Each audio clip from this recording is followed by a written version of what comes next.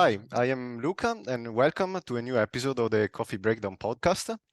Today we have Professor Vasco Guerra from the University of Lisbon with us, and Vasco is one of the experts of plasma modeling, kinetic theory, and many more topics.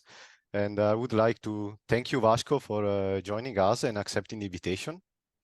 No, thank you. Thank you for the invitation. It's a pleasure to be here. Actually, we met many times in person. We had, I think, very nice discussion from my point of view. So I'm really looking forward to talk with you. So in this episode, some of the main topics will be the conversion of CO2 into chemicals and liquid fuels, and also the fixation of nitrogen to produce fertilizers. And these are topics we treated actually in other episodes of this podcast. For example, with Sabino Longo, but also with our colleagues in Maastricht. And in this episode, I wanted to do something a little different. So to divide the episodes into three main parts. And just to see the feasibility at three different levels: the scientific, technological, and economical feasibility of this type of applications. So the listeners at the end of the episode ideally will have an overview of what is the state of the art of the research in this topic. So, but first, let's say before starting diving into science, I would like to ask you how you became interested in plasmas, and if you were one of the students were really focused only on plasmas, or you had a broader interest. Yes. So before I address that, you put the bar too high for me, but okay, we'll see in the end. No, I was. It was more by elimination. So I knew. Not very young, but I knew that I wanted to study physics. It was clear when I finished high school that I wanted to do physics. So the system in Portugal is that you apply to university. We have a limited places in each graduation, so you have to choose. Oh. And because you may fail, maybe you are not accepted because the places are already filled. Yeah. You are entitled to make more than one choice. I could make 12 choices at a time. Oh. But I only made 3. It was physics in Lisbon, and physics in Lisbon. So I knew I wanted to do physics with quite some certitude. And then at the university, I was excited by many things and got disappointed by many things. I remember I was eager to take a course in particle physics, for instance. Oh. And then I did not really like it. I found it was very... me neither. Yes. That's okay. Yeah, so it was really a bit by elimination. Some things are because you really dislike the topic or the formalism, or, there is a sense of beauty somehow. So it's not only that it's easy or difficult. So there is also some, if we can call, aesthetic beauty on the theory, on the mathematics. And some I like, some I did not like. Particle physics I did not like, for instance. Mm-hmm. Other topics, maybe you are more influenced by the professors that you have, because, we are young, we cannot maybe distinguish so well what is the professor, what is the topic. True.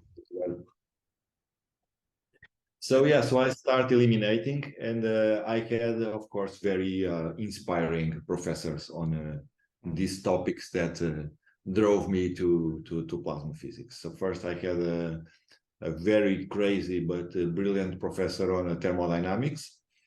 Maybe you know this story. I ended up writing a paper on thermodynamics with him. No? Okay. Later on, like 20 years, and actually he knocked at my office door 45 minutes before this episode. He's retired, but from time to time. It does not mean anything to someone who may be listening, but I will tell his name. It's Professor Rodrigo Abreu. Is a really very, very brilliant professor. And then in statistical mechanics, I had the former of our group, Professor Macho Ferreira. He was at the time a brilliant professor. Now we are all very keen on how to teach this methodology and so on. You'd fail everything, because he was arriving at the class with at the time it was something you project on the screen, and it was just the copy of the book. Page with a copy of the book with some underlined sentences. Of course, this was irrelevant. We could not read what he was projecting. But then what he was, the way he was speaking and over, this was more for him not to get lost than for us. So it was from all textbook pedagogy, everything was wrong, but it was really very, very good. Okay. And I was very interested in kinetic theory mainly. This irreversibility of time, all these things excited me a lot. Okay. Yeah, probably something similar to you. So professors were important. And yeah, then it was it. And Plasma physics. did you have to choose between a sort of experimental track or a theoretical track? At least we had in Italy this, you know, you're from one side or the other, and it's like, well, why can't I do both? You know, it's like, yeah, at the time it was not so much clear that division. Later on, okay. interestingly, it started becoming as you are describing. But at the time, it was basically not a big option. So the laboratory here was very poor. So all the tradition of the team, a little bit like the groups in Italy from where you came from, were more on the modeling and the theory. And I also had a more natural interest to it. Okay. But in fact, it's nobody believes the persons who know me in the community. But I started my career in plasma physics doing experiments in France. Okay. Okay. Ah, wow. Okay. So this Professor Ferreira sent me to France for a few months, and that was my initial training. And then I returned and went back to. Yeah. But I think it's very important. It was very important also for me when I was doing my bachelor, you know, to see, yeah, maybe I'm doing some computational stuff, but it helps because in the other room there are people doing the experiments, and I'm helping directly to that type of machine, and that you know, was driving me a lot. I think you know, seeing that there are real stuff going on in a lab, I think it's very important after all. Yeah, and I also learned I hated this separation. I mean, we Okay. are physicists. The fact that I cannot go to the lab and align the lasers or tune the spectrometer or so on doesn't mean I should not know how it operates and what we can measure. So I should be able to go to the lab and say, why don't we try to measure this? And I know you have the correct laser or whatever. Then I cannot do it. Yeah. And I expect the same from the people that are in the lab. I mean, they can bring suggestions for our modeling. They can say, "Yeah, why don't you use this?" Sometimes they can even put technical details. Then they cannot go to our codes and code, or maybe they cannot develop fully the theory. But physics is physics, yeah. Yeah, I think what is also fascinating for me is, you know, that physics, you need to have this kind of feeling that there are some things that are important and some things that can be neglected. And also during my university, I met like really a few people, a few students or colleagues that had really this feeling. Also going to the lab and say, you know, the experiment doesn't work because we have to turn this, and this. And it's like, oh, I didn't think about that. Yeah. It's a very particular field. I think it's very different than mathematics, where you start from the assumptions, from your Mm. definitions, and then you develop. Here you have to make a model, in fact. What do you assume is important? How does this describe reality? It's I interesting. agree, I agree. And in a sense, it's, let's say, a provocative way of rephrasing what you said is that we need to choose what to put in the model. And Exactly. then in the end, it's not a surprise that the model gives what we expect because we have chosen precisely. So I'm Exactly. exaggerating, of course, I'm making a caricature, but somehow we are putting the solution from the start. And in Yeah. that sense, it's very different from mathematics. Yes. Yeah. Okay, let's jump actually into the scientific part, and maybe starting from, I don't know, CO2 conversion, then we move to nitrogen. If you can explain us what are these applications, what is the aim, and who is interested actually, who wants to buy that at the end? Well, I think every human on Earth probably wants to buy it. So if I can start a bit from the beginning, making or saying things that resonate with all of us, we are aware that we might have a problem with global warming, climate change. Okay, the planet is starting to complain. We understand that the way we use energy is putting a lot of stress on the environment, on the planet as a whole. And we realize, in fact, that we don't live in an infinite system.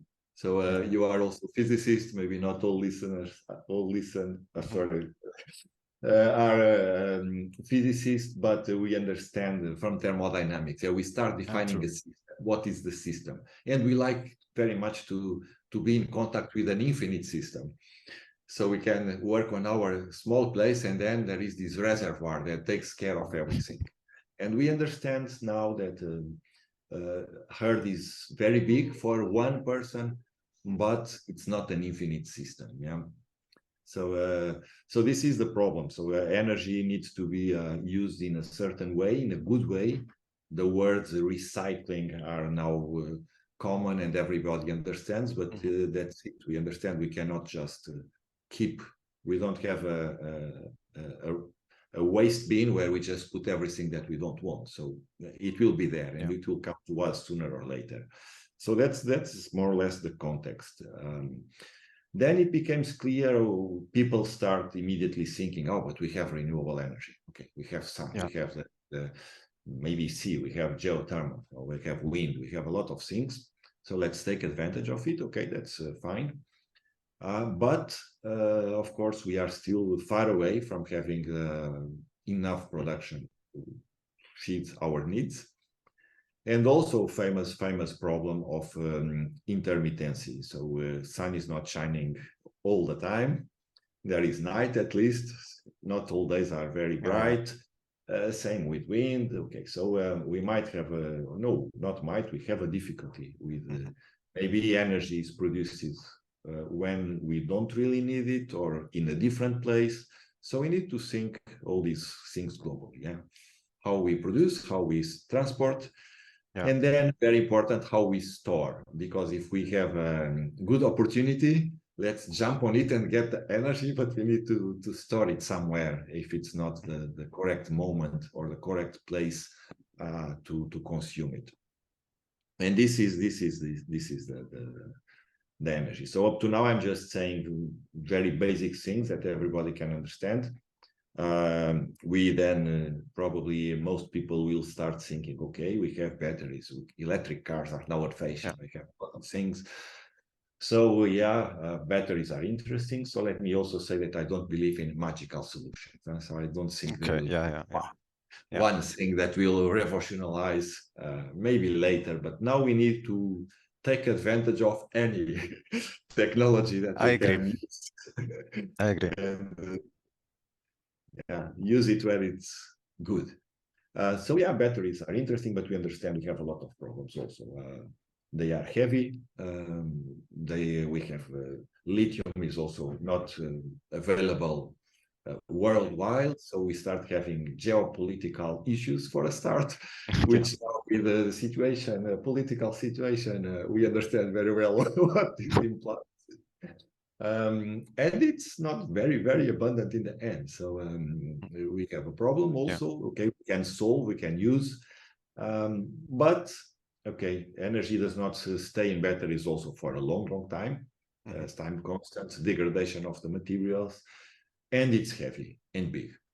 So if we think, for instance, in an airplane, we don't see it flying on batteries. Exactly.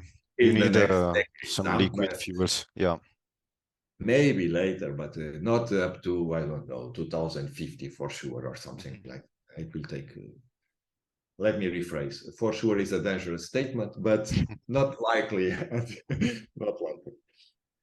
So yes, batteries are interesting, but hydrogen is also, of course, very much in fashion. People start thinking on hydrogen. Hydrogen is also interesting. But it's dangerous. So it's flammable, it's volatile. Yeah, that's true. You have to pressurize it. or keep it at very low temperature, I think, to transport. It's a Yes. bit, yeah. Yeah, exactly. So There's a yeah, very low volumetric density as well, so also, yes. So it's then you not need to like compress and then gasoline. Yeah. exactly. So all these things. So yes, interesting. Another possibility, um, and this leads to the next step, which is okay. But then maybe we can bind hydrogen with some other atom and store it in that form. Yeah. And then the interesting candidates would be carbon and Yeah. nitrogen. So we can bind hydrogen with carbon and have hydrocarbons, which in a plain English would be gasoline or variants of it.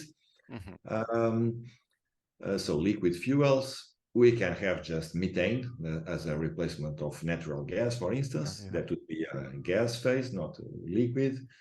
And we can bind with nitrogen, so we can have ammonia, so NH3, and then we would have stored our energy bound in nitrogen.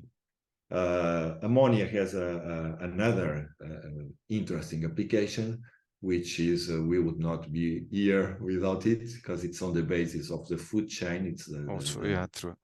The main building block for all fertilizers. So it's not only the question of energy when we think about nitrogen fixation, but it's also the question of food, of eating, and of Ammonia is very interesting molecule. In fact, both for fuel. I've read, for example, people they want to use it in jet engines as a liquid fuel, but also, as you mentioned, in agriculture. So I think it's really promising, studying this type of topic anyway. Yeah, I think I also think it's very exciting, and of course it's obvious, but we need to say that these technologies exist, but the feedstock is fossil. So that's we go back to the beginning of this long digression on the topic. Yeah, we can produce gasoline, we can produce ammonia, taking as a source compounds fossil elements, and that's the problem. So we want to do the same chemistry based on elements that are there that we would recycle. So to use big sentences, we want to mimic the operation of Mother Nature in a way. So to the carbon cycles and so on, as well the plants do together with animals and so on, and to do not have to rely on digging oil or natural gas. Yeah. So then so why using plasma? So what can plasma provide? In fact, and how can plasma be utilized in this chain that you mentioned? So yeah, we assume that we don't need to discuss what a plasma is. So no. I think we can go. We can go directly. Yes. Also, more or less in a simple way. So there is first a promise. It's a promise of high energy efficiency. So we hope, we expect, we see the potential to do it in an interesting way. Because plasma is a very rich environment. So we have free electrons, we have excited states, we have radicals, we have light, photons with many different wavelengths or energies. So it's a big soup. When I teach plasma physics on the first lecture, I used to say, you can do everything with plasma. And it's more or less true because it's so rich that you will probably have in this soup the particles with the required properties that you need for your application. The comma is you can do nearly everything, comma, but it's very seldom the best way to do it. So it's not very efficient. Okay, you can find other ways to do the same things, but still it's a very rich system in this sense. And here the same. So we can try to explore different paths for energy conversion that are not accessible on, let's say, standard chemical processes. So that's probably the main advantage. It's also then, of course, we were discussing these renewable sources and so on. Okay, we know we can ignite our plasma without inertia, so to say. If we have energy, we turn it on. If it stops, we turn it off. So nothing similar to, for instance, the problems with the nuclear power plants that everybody is aware of. So if we need to stop, we stop. We don't have a problem that the reaction continues or whatever. It's also in principle not too difficult to scale. So if we have a good prototype, then it's possible to bring it to industrial scale in principle. So there are no maybe we can. I would like to stay, as you mentioned before, like into the scientific part, for example, and you're also developing models to better understanding of this type of plasmas. Yes. So, what are the unknowns that you think we still have to face? So, what is unknown? Where should we? Where is the research going, in your opinion? Yeah. So we in this system, so we have a lot of different processes going on. So if we start from the beginning, of course, electrons are gaining energy from the electric field, and then they will start transferring it. That's what we want. But they can do it in many different ways. So we can just break the molecules. So CO2 in this case, it's an important molecule that then we would mix with the water or whatever to yes, because of nitrogen, or nitrogen. So, but anyway, the electrons need to somehow arrive at breaking the molecule, and they can do this directly, just collide and break the molecule. But these are complex molecules, so for instance, they can also collide and put the molecule to vibrate, and then we need to understand how this vibration energy is further transferred. So is this good? Is this bad? Maybe we are smart enough to take advantage of it, maybe not. We can also, with a bit more energy, instead of putting the molecule to vibrate, put it in electronically excited state. Similar questions. Can we take advantage of this energy that is stored on the electronically excited state or not to arrive at, in the end, dissociation? So you will guide me if I start to divagate or sure. moving away from the so are these of course, I mean, we have to build a model, and I was also working a bit on that and so on.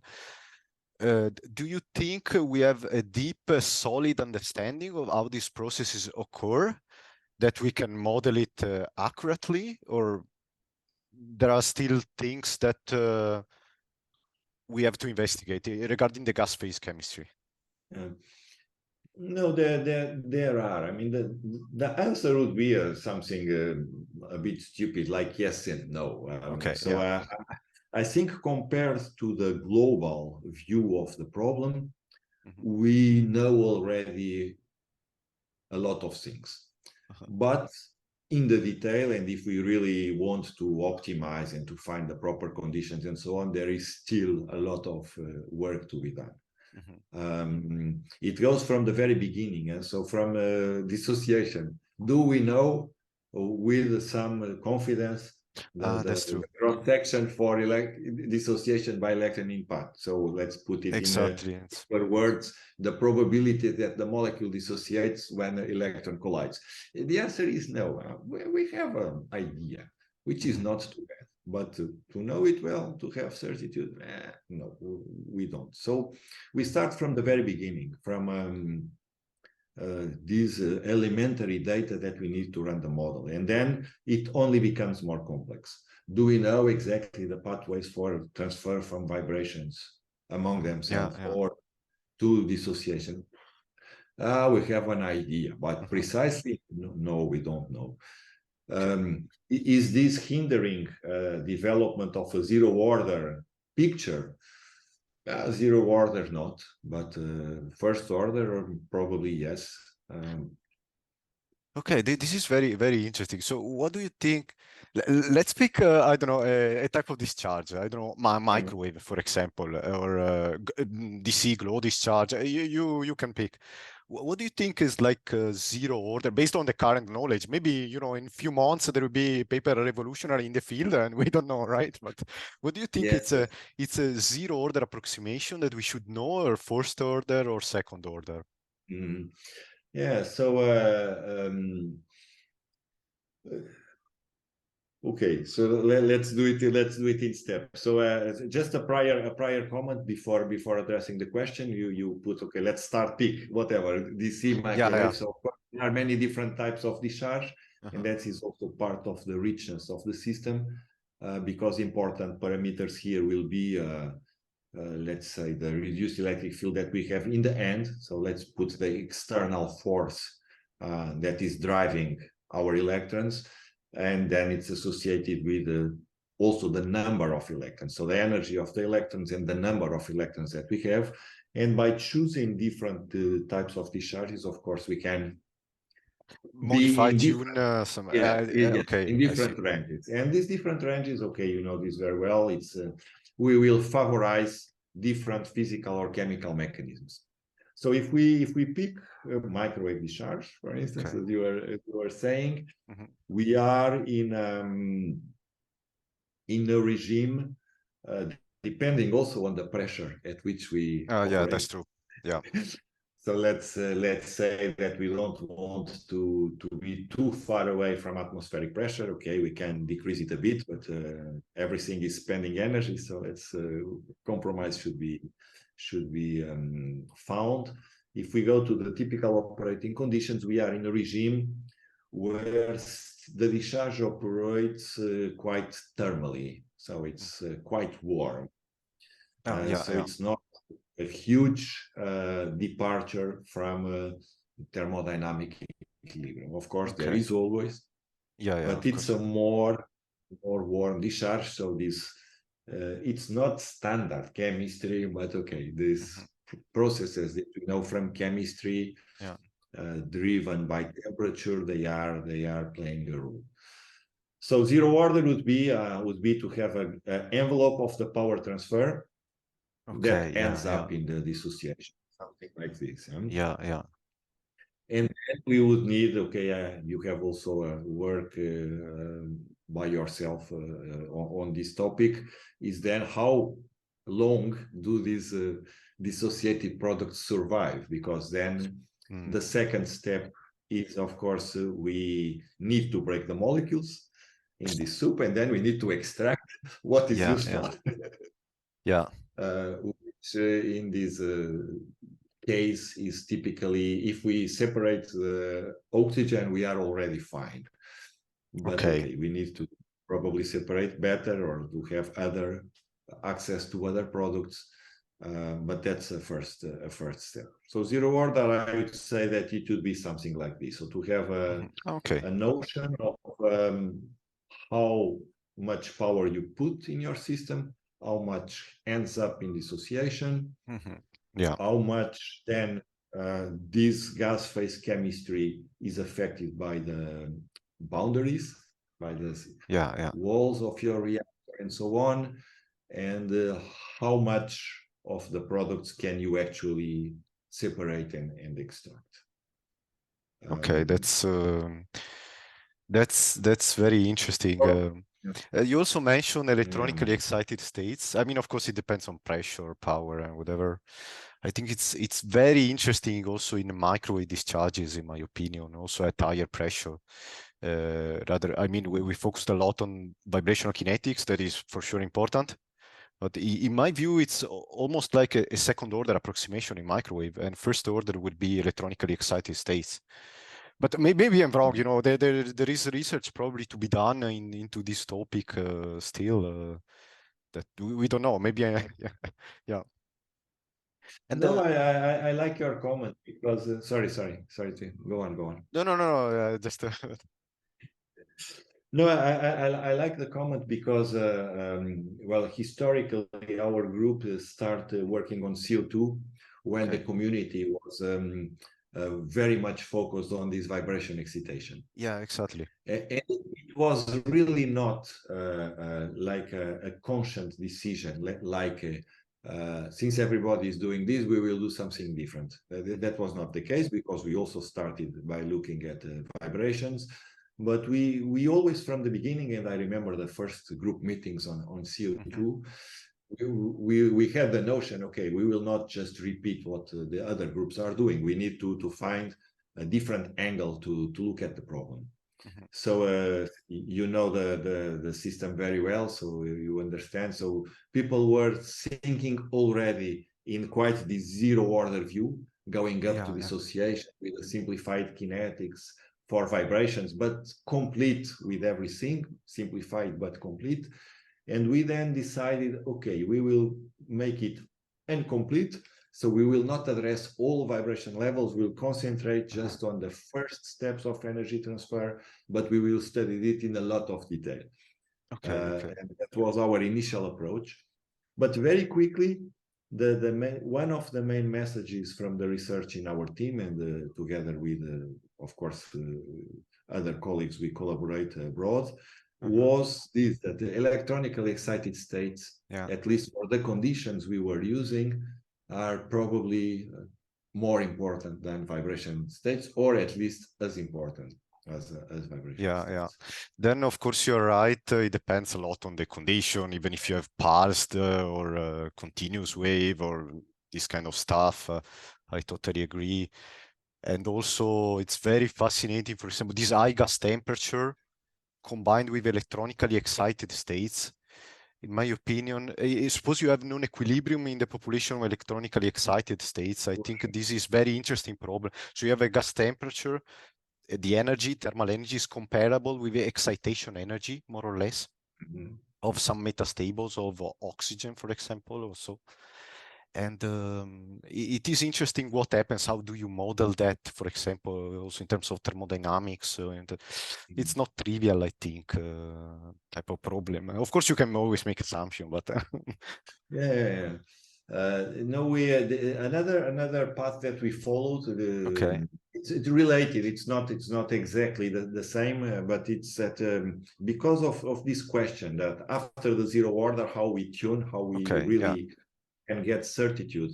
So we were trying to isolate the specific aspects of the kinetics. So to find conditions where, let's say, ideally only one process is at play, and then we could study it. And then if we know it, then we can complicate a little bit our system. So we were trying really to look into different configurations where we could isolate, for instance, okay, now we just look at metastables. Okay, we could not do exactly that. True.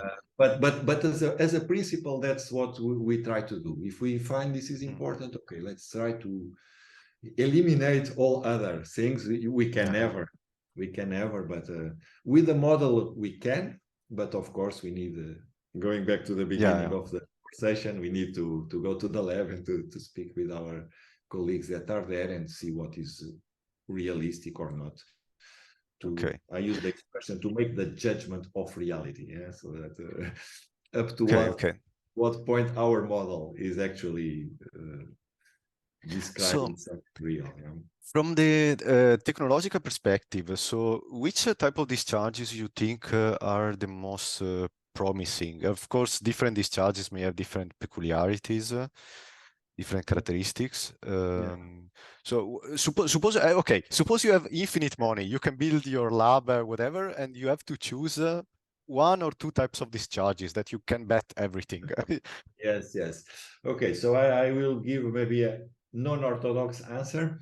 I would for sure have a RF reactor. Why? Because microwave is very promising, but it's probably, if we ask people in the field, a microwave will be first or second type of excitation that people would mention. Because it's promising.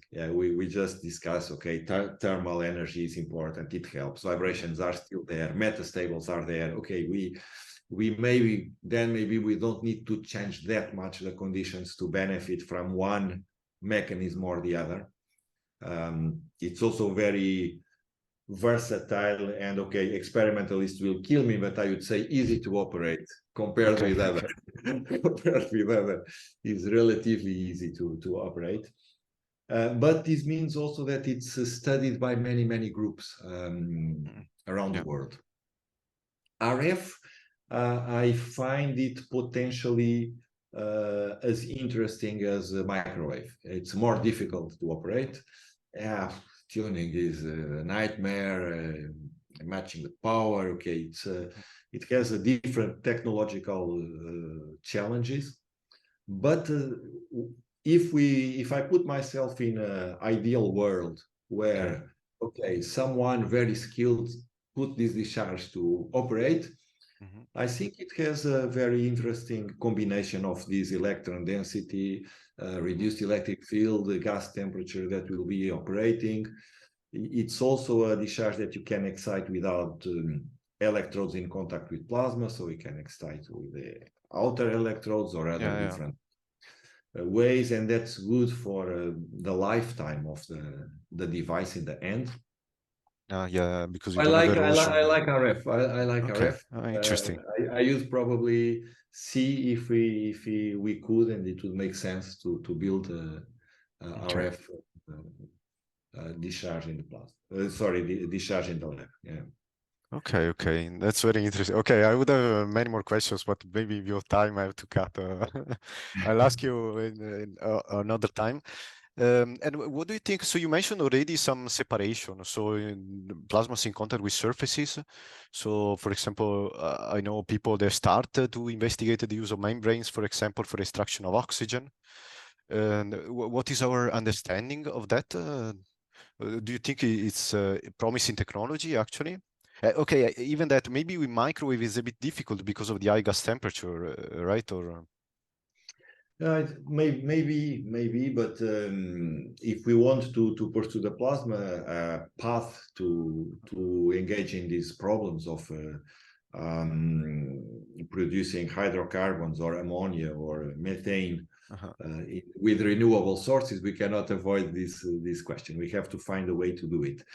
So it's probably the current bottleneck. So the biggest challenge is probably there. It looks interesting. It's also possible to operate it in many different configurations. So you are right. If we put it in the microwave, because in principle we want to put these separation membranes close to the plasma to benefit from electrons, ions, okay, whatever temperature. But maybe it's too high. But then we can try to put it further away. We have to find the design. Like it's always the same, compromise where we have an optimal operation point. So for now, this technology still does not exist. Okay, you worked in DIFAR for a while. It's probably the leading institute in developing this technology. I was there just for a few months. They are our friends, but they will not be mad with us if we say that the technology does not really exist yet. But they have a lot of interesting results. And I would say that compared to the initial expectation, so before you go to the lab, you were asking me, okay, if you want to buy a machine, what would you buy? I just said like that. But then if you really said, okay, now I give you the money, are you going really to buy it? Okay, then I would have to discuss with my colleagues, sit down, make the estimations, redo these wave handing numbers, back of the envelope calculations, see, and in the end, if we were convinced that the numbers would add up, then we would go for it. And I think this is what's happening with this membrane technology. So these initial ideas, estimations, okay, people, it's a risk, of course, because it does not exist, it has not been done before. But these initial numbers, this back of the envelope calculations, these estimations, they are still valid after all the research that has been done. And that's what makes me optimistic. Is that a lot of work has already been done, and we still work on the basis of the same estimations that were made on the beginning, meaning that there was no discovery like, oh, this cannot go, oh, finally we overlooked this, or oh, okay, no, technological challenges are there, scientific challenges are there. But at least up to now, there is no indication that these hopes from the beginning that led people into this research will not materialize. So I'm rather optimistic. Yeah. Another, we talked a bit about this nitrogen fixation. I think is interesting in the sense of a sort of decentralized approach with respect to Haber-Bosch. It's also an advantage. In my opinion, is not only, you know, the CO2 that is emitted by the process, but you offer a different technology, so it can potentially enter into different market.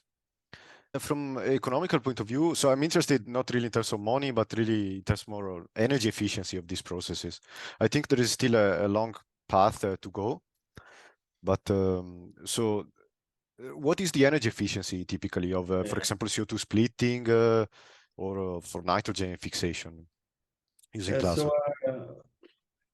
I have a very anarchic position here, and everybody will say that I don't live in this world, because I would say that we are not that far, but of course we are very far in the real world. So energy efficiency for CO2 splitting, let's put a round number, should be around 50%. Okay, maybe a bit less, but around 50%. Then we need to add efficiency for separation. Then we need the losses in the system. Okay, but this gives a first number. There is we did not discuss this, but there is of course this trade-off between energy efficiency and the conversion and the yield. Yeah. So we can dissociate a lot of CO2 or nitrogen at a very high energy cost, or we can dissociate very little at a very reasonable energy cost. So again, it's always compromise. So we need to find where we want to operate. But it's a bit meaningless to try to find this point without including the full process, without including separation and maybe compression if we need. Okay, we need to make the optimization for the global system. So it's a bit pointless to find, let's say, a plasma source that has the wonderful compromise between yield and efficiency in the gas phase. Yeah, because you have to consider all the other stages. Yeah, that's true. That is true. Exactly. True, but that is sorry, that is also a little bit outside. You know, I think you need the kind of techno-economical studies of that. Is not only scientific, probably. Yes. I don't know. Yeah, I think so. I was going just to say that our common sense, but it's common sense. It suggests that maybe on the gas phase we should unbalance a bit more to the yields than to the energy efficiency, because that will favor the gain separation, in energy. for example. I agree. Okay, that's interesting. Yeah. And then I would say to put round numbers. Okay, maybe I'm missing the number, but I would say that if we would need to produce these fuels or ammonia for fuels or for fertilizers tomorrow, okay, we don't have the infrastructure to produce in large scale, but we could probably produce fuels or energy, I would say something like the factor of 2 or 3 more expensive than what we pay now. Maybe I'm exaggerating on the optimistic side, but I don't think I'm failing by much. Of course, if you are a politician or someone working in an energy market, you would say, but come on, you are far off. Because 5% more expensive is already a lot. But the image I want to say is that okay, it's not like we are a factor of 100 off. Okay. If you would think this as I use the expression as a computer game, yeah, you have a planet to save, and you are the master of the world, then you could do it. I mean, you would say, I can afford paying my energy 3 times more. Of course, yeah, this is not a computer game. Of course, there are many interests. We understand that this is completely unrealistic. But it's to give also an optimistic message that we are not really, we are off, but not way off. Yeah, I agree. I agree. And yes, so there are maybe a couple of things. In fact, so first, I mean the cost. I'm also not worried on the energy efficiency. I think there is a lot of improvements that can be done. It's true that maybe we are competing with other technologies like electrolysis or catalysis.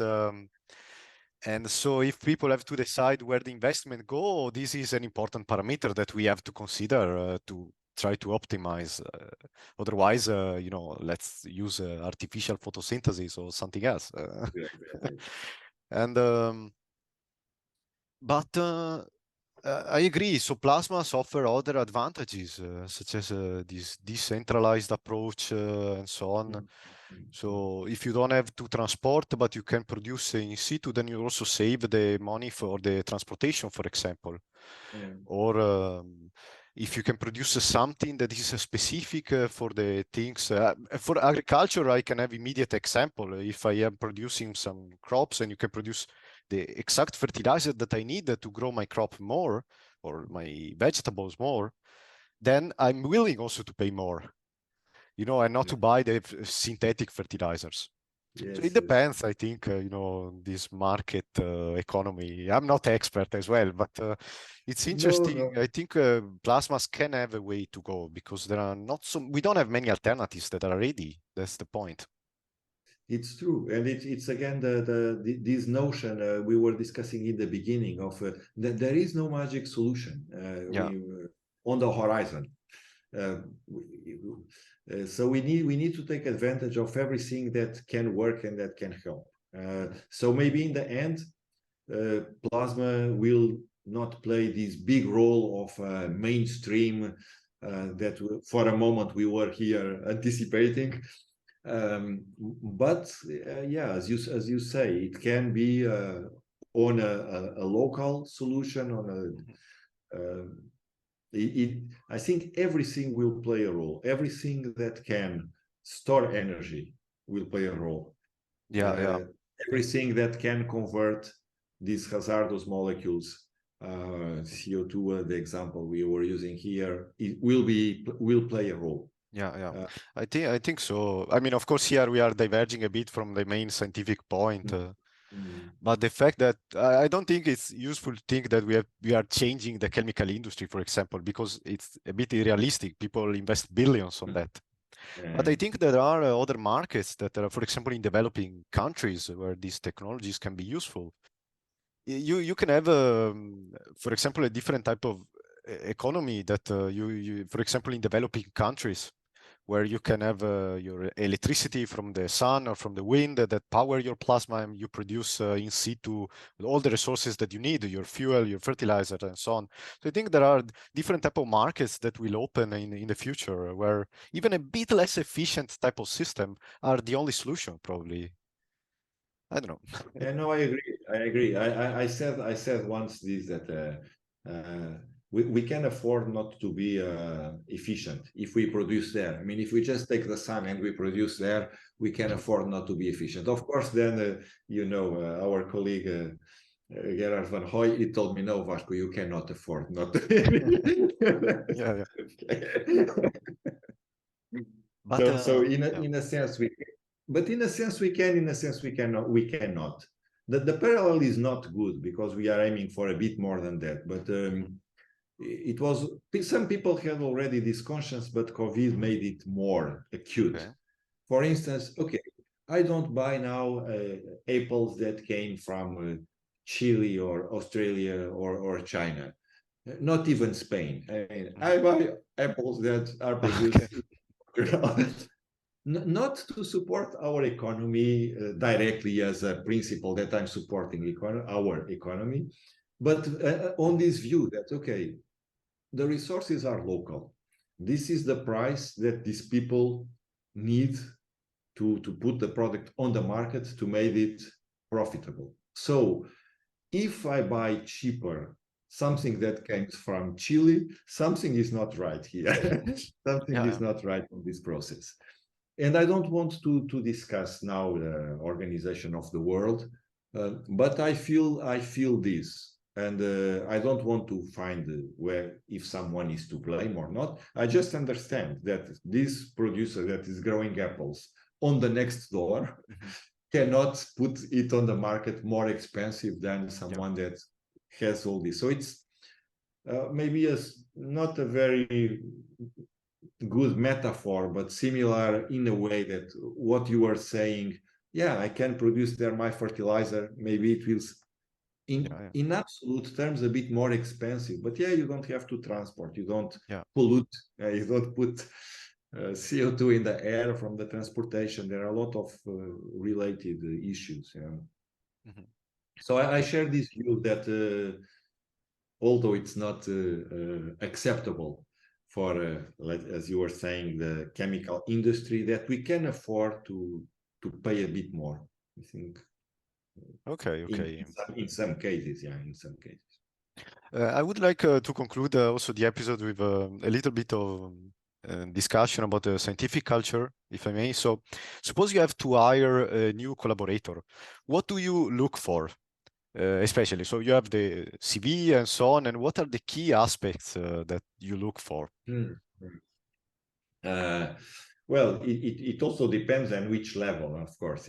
So let's say that I want to hire someone to stay in the group for a while.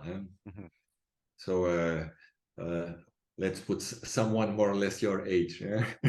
Yeah, like a young researcher. Exactly. Researcher, young researcher. No, there are many things, of course. So there is, of course, a first analysis of the CV, the written CV. So without seeing the person, we see where he graduated, where he has been abroad, if he has been abroad. So what is his life experience somehow? So, and then, of course, we will always see the publications he has made. So I'm not okay. There is a minimum that we need to have. So after a while, it does not matter. So of course, if someone comes after PhD and maybe 5 years postdoc or 3 years postdoc, and comes with one paper, okay, I have to see if it is a very important one. Maybe it is. But okay, one is not enough in general. So you see a bit the production. I'm not obsessed that there are many papers. In fact, I'm not too good on that, so we don't publish a lot in our team. Okay, we publish. We are not ashamed to show our numbers, but okay, we take time to publish. So I'm not really obsessed with the number. For young researchers, it's difficult to judge the work also on citations, for instance, which is another indicator that the community uses. But for a young researcher, it's difficult to use this number. So I would have to judge myself on the quality of the work. Okay. And then I would for sure, I would try to speak with the persons from the labs where these people has been, to try to understand how much of this work was from his own initiative, how much he was just turning buttons of something that was ready. Okay, these things are important. Because you cannot evaluate this on a paper. So you see the work is good. So if I'm convinced, okay, he publishes enough, what he does is interesting for us. So then we go to the next step, which is to see a sort of scientific independence, let's say. In a way. Okay, I see. In a way, and then of course, when you discuss with a person live, you have also the feedback, sort of human type. I see. So we had a discussion with another professor actually in this podcast from Eindhoven actually, about this H factor or H index, right? And so she was saying, well, suppose someone wants to be a good mentor, good at teaching, or a good communicator. Of course, this takes time that you could instead spend writing papers, right? But this is not immediately clear in the CV. So do you think sort of we should promote this type of activities, so those are really secondary, and first we should focus on publication? Yeah, so that's a good point, and we could do a podcast just on it, I think. Yeah, that is So if I try to summarize, okay, if I would have to give advice to my students or postdocs that are, let's say, struggling in life to settle down and to have their positions, I would advise to focus on publications, okay, publish a lot, try to have impact, okay, do a bit of teaching, not a lot, just to put a line in the CV on the teaching, to show that you are able to do it. And then, of course, if you do it well, because it's if you have a line, but then someone goes and asks, and the person says, "Oh, the lectures were terrible." So that's of course not good. So if you do it well. So the practical advice is that. But I have a problem with this, really. So we go back to how the scientific system and university system is organized, how easy or how difficult is the life of a young researcher. Because I value these things that you said. It's true that if you engage in a laboratory that is very active, yeah, exactly, it's likely that you can start by integrating in ongoing activities to have a good production, and to then slowly gain your independence and take some risk, do something that requires a different type of investment. And it goes more or less smooth.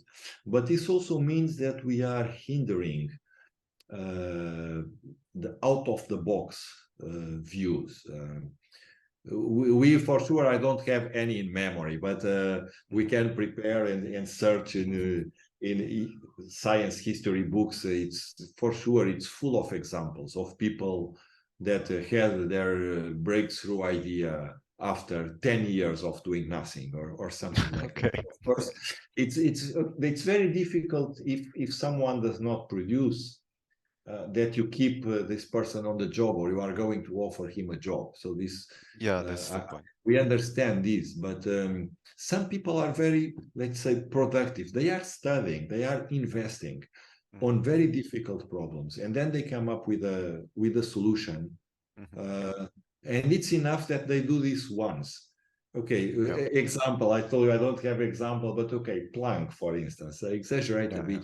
Planck was quite old when he got his quantum idea. He changed physics, as we know, but he was very modest. He was saying to his professors, "No, I don't want to do any research. I want to study and learn because I love physics, where I can teach, going a bit of the direction you were saying. And for my own egoistic pleasure, I want to learn and study." And then somehow he solved a very important problem and revolutionized the science. I don't remember exactly. I think he was maybe 45 or something like that. Oh, wow. He was not a young researcher. I mean, he had a career without any significant achievement. But this is interesting. What I feel, I understand that we cannot build a system for these persons. I mean, let's not put a number if it is 95% or if it's 80% or whatever. I mean, the big majority of people in academia, research institutes, universities, and so on, okay, they should follow this more classical view. Okay, they produce a lot, they supervise a lot of students, okay, they give lectures also. Then you can balance after a while. I think it's not good for a young researcher to go too soon only for teaching. Yes. I think this is a more gradual process. I mean, you start with a bigger weight on research and a smaller weight on teaching, which can be there from the beginning. And then I think the natural tendency is that slowly you will start shifting to a bit more teaching and of course, less research. although I like very much, you know, the romantic idea of having, you know, different skills and so on, it is true that if you publish, you're kind of showing the community that you can produce, you can conclude a work, an idea that you had. Then, of course, some ideas may be more brilliant and may take more time. Some ideas are a bit more simpler, but you can conclude a work. And I think it's very important, not only in academia, but also outside, that you show that you start a work and you conclude. Yes. Yeah. Yeah, in fact, that's what I say to the big disappointment of my PhD students when they are about to finish. I hope no young PhD student will listen this podcast now. I ask them, so what do you think the PhD degree worth? So why, as you are saying, if I hire someone, why do I want them to have a PhD? And it's not because they learned a lot on this topic, and it's not because they learned this measurement technique or so on. It's because what you said, because they have shown that they can focus on a very difficult problem for 3 or 4 years. They passed for sure many disappointments, many difficulties, and they were able to arrive to the end. So that's what the PhD diploma works first. Then, of course, all the skills, okay, if they have done the work on a topic that will be useful immediately, that's better, and so on and so on. But the first answer is that one. Okay, this person can focus on a very difficult problem for 3 or 4 years, overcome all barriers, and arrive to the end. This is the meaning, the first meaning of a PhD diploma is this. Okay. Okay. With this, I would like to thank you, Vasco. I think it's a quite long episode, so thank you for your time. I really enjoyed the conversation, and we keep in touch. Okay. Thank you, Luca.